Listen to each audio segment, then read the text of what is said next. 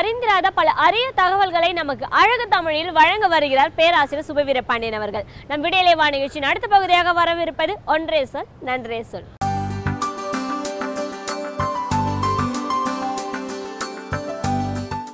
அனைவருக்கும் வணக்கம். இன்றைக்கு நம்முடைய பிள்ளைகளெல்லாம் சூப்பர்மேன், ஸ்பைடர்மேன் என்கிற அந்த கேலி சித்திர படங்களை தங்களின் கதாநாயகர்களாக பார்த்து கொண்டிருக்கிற காட்சியை பார்க்கிறோம். அதனால் பிள்ளைகளுக்கு ஊக்கமும் வருகிறது, சில வேளைகளில் ஆபத்தும் கூட வருகிறது. இங்கே இந்த படங்கள் எல்லாம் மேலை நாடுகளிலே இருந்து இறக்குமதியானவை. இன்றைக்கு அந்த சூப்பர்மேன், ஸ்பைடர்மேன் என்பனவற்றை தாண்டி அமெரிக்காவிலும் இங்கிலாந்திலும் இருக்கிற சின்ன சின்ன பிள்ளைகளெல்லாம் முழுக்க இன்னொரு கேலி சித்திர படத்தை தங்களின் மிகப்பெரிய கதாநாயகனாக பாவித்து கொண்டிருக்கிறார்கள். அந்த படத்துக்கு பெயர் கேப்டன் அமெரிக்கா என்பது. ஏறத்தாழ ஒரே மாதிரியான அந்த கேலி சித்திரம். இன்னமும் அது இந்தியாவிலே கூடுதலாக அறிமுகமாகவில்லை. இன்னும் சில ஆண்டுகளில் கண்டிப்பாக வந்து சேர்ந்துவிடும். கேப்டன் அமெரிக்கா அவனுடைய படத்தை வைத்து கொண்டிருக்கிற பிள்ளைகள்தான் அங்கு ஏராளமாக இருக்கிறார்கள்.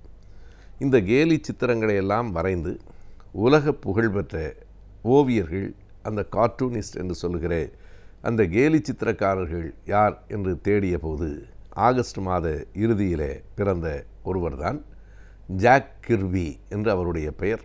அவர்தான் இந்த கேப்டன் அமெரிக்கா, சூப்பர்மேன், ஸ்பைடர்மேன் கதைகளிலே வருகிற தளபதி ஹெல்க் போன்ற அந்த சித்திரங்களை உருவாக்கியவர்.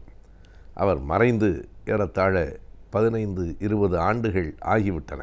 ஆனால் இன்னமும் கூட அவர் வரைந்த கேலி சித்திரங்கள் அந்த பிள்ளைகளிடத்திலே வாழ்ந்து கொண்டிருக்கிறார்கள் என்பதை நாம் பார்க்கிறோம். ஒரு கேலி சித்திரம் என்பது பிள்ளைகள் மனத்தில் எத்தனை ஆழமான இடத்தை பிடித்து கொள்ளும் என்பதை நம்மாலே அறிய முடிகிறது. இத்தனைக்கும் அந்த கேலி சித்திரத்தை உருவாக்கிய ஜாக் கிர்பி அவற்றை திட்டமிட்டு அப்படி உருவாக்க வேண்டும் என்று செய்தவர் இல்லை.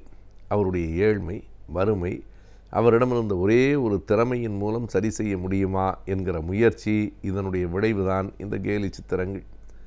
1917 ஆண்டு அமெரிக்காவில் இருக்கிற நியூயார்க் என்கிற நகரத்தினுடைய மேன்ஹாட்டன் என்கிற பகுதியிலே பிறந்தவர் ஜாக் கிர்பி. அவருடைய பெற்றோர்கள் ஏழ்மையான நிலையிலே இருந்தார்கள். அவருடைய தந்தையார் ஒரு தொழிற்சாலையிலே கூலி வேலை பார்த்து கொண்டிருந்தவர். எனவே அவருடைய பிள்ளையாக பிறந்த ஜாக் கிர்பி ஒரு வசதியற்ற நிலையில் ஒரு பள்ளிக்கும் கல்லூரிக்கும் கூட செல்லவில்லை. படிப்பதற்கு பணம் இல்லை என்பது மட்டுமில்லை, அந்த பிள்ளைக்கு சின்ன வயதிலிருந்தே படிப்பு என்பதையெல்லாம் தாண்டி ஒரு சின்ன கரித்துண்டு கிடைத்தாலும் உடனே ஒரு படம் வரைந்து விடுகிற ஒரு ஆற்றல் இருந்தது. எந்த அளவுக்கு அவன் விரைவாக வரைந்தான் என்றால், அவன் அப்பாவை பார்க்க யாராவது ஒரு தொழிலாளி வந்து பேசி கொண்டிருந்து விட்டு திரும்புவதற்குள் அவன் கையில் இருக்கிற ஒரு படத்தை காட்டுவான். 2 பேரும் பேசி கொண்டிருக்கிற அந்த காட்சியை அப்படியே ஒரு கேலி சித்திரமாக சில நிமிடங்களுக்குள் வரைந்து விடுகிற ஆற்றல் பெற்றவனாக அந்த பையன் இருந்தான். அந்த ஜாக் கிர்பி தான் வளர்ந்து இன்றைக்கு உலகத்தின் பிள்ளைகளின் கைகளிலெல்லாம் இருக்கிற அந்த கேப்டன் அமெரிக்கா படத்தை வரைந்து தந்திருக்கிறான் என்பது ஒரு செய்தி. அந்த ஜாக் கிர்பி திரும்ப திரும்ப எவ்வளவோ சொன்னதற்கு பிறகும் கூட பள்ளிக்கூடங்களுக்கு போகவில்லை. முழுக்க இந்த கேலி சித்திரம் வரைவதில் தான் அவனுடைய கவனம் இருந்தது. அப்படியே ஒரு மனிதனின் படத்தை வரைந்து விடுவது என்பது ஒரு வகை. அவனுடைய உடல் கூறுகளில் எது எப்படி படிச்சென்று இருக்கிறது என்பதை அறிந்து சட்டென்று ஒரு கேலி சித்திரம் வரைவது. கேலி சித்திரம் வரைகிறவர்களுக்கு ஒரு தலைவரினுடைய அல்லது ஒரு மிகப்பெரிய நடிகர், விஞ்ஞானி யாராக இருந்தாலும் அவருடைய தோற்றத்தில் எது பிரதானமாக இருக்கிறது என்பதை அவர்கள் சட்டென்று கண்டுபிடித்து விடுவார்கள். மறைந்த முதலமைச்சர் எம்ஜிஆரினுடைய படத்தை வரைந்த கேலி சித்திரக்காரர்கள் அவர் தலையிலே இருந்த தொப்பியும் கண்ணாடியும் கழுத்தில் கிடந்த ஒரு துண்டும் அப்படியே அவரை கொண்டு வந்து நிறுத்தும். இந்திரா காந்தி அம்மையாரை வரைவதென்றால் குறிப்பாக அவருடைய மூக்கை மிகச் சரியாக வரைந்து விடுகிற கேலி சித்திரக்காரர்களால் தான் அவருடைய உருவத்தை அப்படியே கேலியாக கொண்டு வந்துவிட முடிந்தது. அப்படித்தான் ஜாக் கிர்பி யாரை பார்த்தாலும் அவருடைய தோற்றத்தில் இருக்கிற குறிப்பிடத்தக்க உடல் உறுப்புகளை உடனே வரைந்து விடுகிற ஆற்றலுடையவனாக இருந்தார். அப்படிப்பட்ட அந்த ஜாக் கிர்பி 1939 ஒரு பத்திரிகையில், நியூஸ் மீடியா என்கிற ஒரு பத்திரிகையில் ஒரு கேலி சித்திரக்காரனாக சேர்ந்தார். அதுதான் அவருடைய தொடக்கம். மிக விரைவிலேயே இன்னொரு நண்பன் ஜாக் கிர்பிக்கு கிடைத்தார். அந்த நண்பனுடைய பெயர் ஜோ சைமன் என்பது. ஜாக் கிர்பியும் ஜோ சைமனும் சேர்ந்துதான் அத்தனை கேலி சித்திரங்களையும் உருவாக்கி உலவ விட்டார்கள். அவர்கள் 2 பேரும் நாம் இன்றிலிருந்து ஒன்றாக வரைந்து ஒன்றாகவே விற்பனையும் செய்து எந்த ஒரு பத்திரிகைக்கும் எந்த ஒரு நிறுவனத்துக்கும் கீழே மாத ஊதியம் பெறுகிற வேலைக்காரர்களாக இல்லாமல் நாம் வரைந்து விற்று பணம் சேர்க்கலாம், புகழும் சேர்க்கலாமே என்று முடிவு செய்தார்கள். 25 ஆண்டுகள் இணைபிரியாமல் 2 பேரும் ஒன்றாக இருந்தார்கள். அப்படி அவர்கள் 2 பேரும் இணைந்தபோது உருவாக்கிய முதல் கேலி சித்திரம்தான் இன்றைக்கு உலகம் முழுவதும் புகழ் பெற்றிருக்கிற அந்த கேப்டன் அமெரிக்கா என்கிற உருவம். தலையிலே ஒரு பெரிய ஹெல்மெட், உடல் முழுவதும் அந்த சூப்பர்மேன் என்று சொல்வார்களே அதை போன்ற உடை, அப்படிப்பட்ட ஒரு மோட்டர் பைக்கில் வருகிற தோற்றம். எனவே அந்த கேப்டன் அமெரிக்கா என்று சொன்னால் இன்றைக்கு மேலை நாட்டில் இருக்கிற எல்லா பிள்ளைகளுக்கும் ஒரு மிகப்பெரிய கதாநாயகனாக, சூப்பர் ஹீரோ என்று சொல்லுகிற ஒருவனாக தென்படுகிறான். அது உருவாக்கப்பட்டது 1940.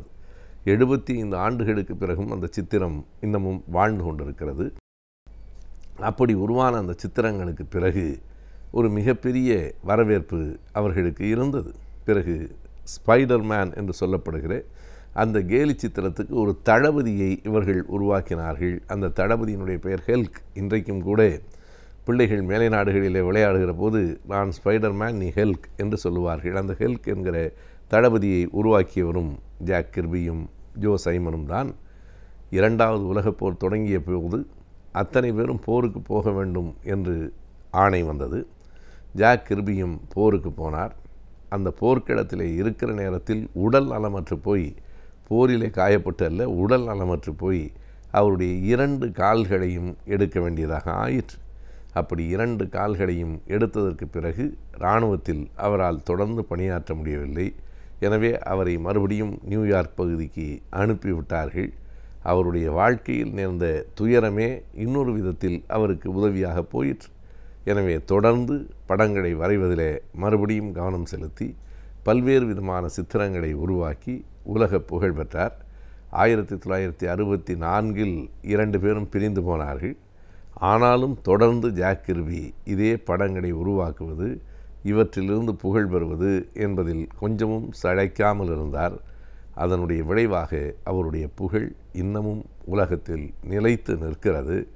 1994 ஆண்டு 76வது வயதில் கலிஃபோர்னியாவிலே இருக்கிற போது திடீரென்று ஒரு நாள் அவருக்கு ஏற்பட்ட மாரடைப்பு அவருடைய மரணத்துக்கு காரணமாயிற்று. அவர் மறைந்து போனார். ஆனாலும் அவருடைய சித்திரங்கள் இன்னமும் உலகம் முழுவதும் பிள்ளைகளின் கைகளில் வாழ்ந்து கொண்டிருக்கின்றன.